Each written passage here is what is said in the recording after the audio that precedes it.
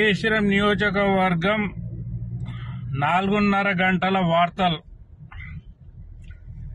మోహన్ రెడ్డి మాట్లాడితే ఉన్నది ఉన్నట్టు మాట్లాడితే రెడ్డిల గురించి మాట్లాడుతుండు అంటుండ్రు కొంతమంది బీసీ లీడర్లు. నేను ఒకటే సవాల్ విసురుతున్నా, బీసీలకు దమ్ము ధైర్యము చిత్తశుద్ధి ఉంటే ఓట్లకు ఆశపడకపోతే బూట్లకు ఆశపడకపోతే నిజాయితీగా బీసీల మీద అభిమానం ఉంటే సేవెళ్ళే ఎంపీ బీసీ అభ్యర్థిని గెలిపించి చూపెట్టుర్రే. మీ దమ్ము ధైర్యము నిజము నిజాయితీ ఉంటే.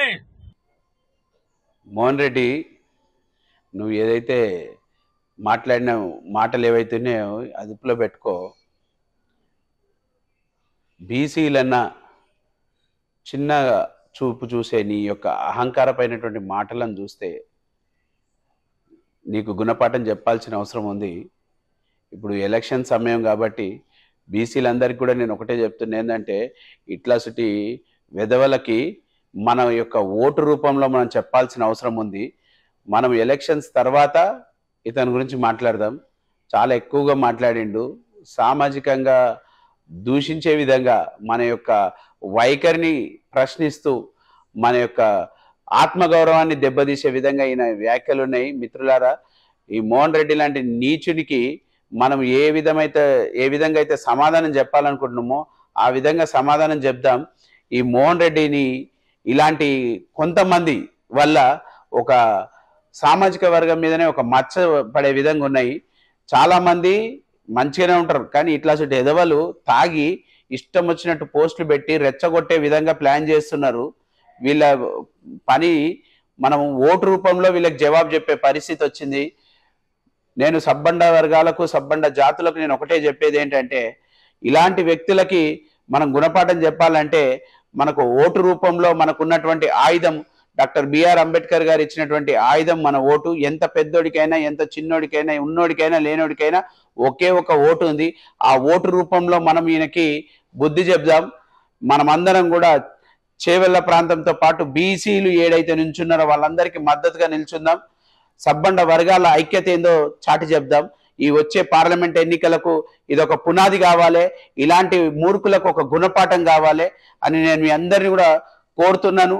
మనందరం ఇప్పటికైనా మేల్కొని మనకు జరుగుతున్నటువంటి అన్యాయాల గురించి, మనకు జరుగుతున్నటువంటి చిన్న చూపు గురించి, ఇలాంటి ఎదవలకి బుద్ధి చెప్పే విధంగా మనం ఒక ఓటు అనే ఆయుధంతో మనం ఇలాంటి మూర్ఖులకు ఒక బుద్ధి చెప్పాల్సిన అవసరం ఆసన్నమైంది. కాబట్టి యావత్ ప్రజానీకంతో నేను కోరేది ఏంటంటే, మాకు ఎవరితోటి ద్వేషాలు లేవు, కానీ ఇలాంటి చిల్లర మాటలు మాట్లాడేటోళ్ళతోటే మనకు ఉన్నటువంటి సమస్య. మనకి రోజువారీగా ఎన్ని పరిస్థితులు ఎదుర్కొంటున్నామో పెద్దలను కూడా ఈ వీడియోని చూసిన వాళ్ళని కూడా నేను ఒకటే ప్రశ్నిస్తున్నా, మేము ఎవరిని కించపరిచే పరిస్థితి మాకు ఇష్టం లేదు, ఎవరిని వ్యతిరేకించాం.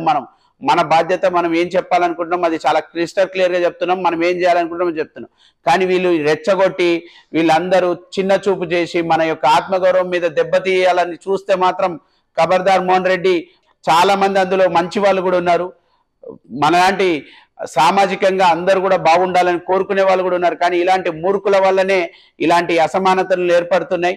మనం కేవలం ఏదేమైనప్పటికీ ఈ యొక్క సందేశం ఒకటే ఏంటంటే, మోహన్ రెడ్డిని ఆయన వ్యాఖ్యలను ఇమ్మీడియట్గా విత్డ్రా చేసుకోవాలని కోరుతూ, అలాగే మనందరి సబ్బండ వర్గాలకు కూడా నేను ఒకటే ఒక విన్నతి ఏంటంటే, మనము బీసీలు అని చెప్పుకోవడం కంటే కూడా మన యొక్క సత్తా ఏంటి, మన యొక్క యూనిటీ ఏంటి అనేది సవివరంగా వివరించాలంటే మన దగ్గర ఒక ఆయుధం ఉంది. అది ఎవరికి చెప్పుకోవాల్సిన అవసరం లేదు. నాకు నోటితో పని కాదు, ఓటుతో పని. ఓటు రూపంలో వేసి మన యొక్క ఐక్యతను చాటాల్సిన అవసరం వచ్చింది. కాబట్టి మనమందరం కూడా ఏకతాటిపైకి వచ్చి మనమందరం కూడా ఒక సబ్బండ వర్గాలకు సంబంధించినటువంటి వ్యక్తులను మనం గెలిపించుకోవాల్సిన సమయం ఉంది. కాబట్టి మీరందరినీ నేను ప్రార్థిస్తున్నది ఏంటంటే, ఇలాంటి ఎదవలను పక్కన పెడదాం. మన యొక్క ఐక్యతతోటి మనం చేవెళ్ల ప్రాంతంలో ఉన్నటువంటి అన్ని సబ్బండ వర్గాల ప్రజలను మరియు సబ్బండ వర్గాలకు న్యాయం కావాలని కోరుకునేటువంటి అగ్రకుల నాయకులకు కూడా నేను ఒకటే విన్నపం చేస్తున్నా, ఏంటంటే మాకు ఒక అవకాశం ఇవ్వండి. పేద బడుగు బలైన వర్గాల కోసం గొంతెత్తి మన గళాన్ని వినిపించే నాయకుడికి మనమందరం మద్దతుగా నిలవాలని కోరుతూ నేను మీ కాసాని వీరేష్.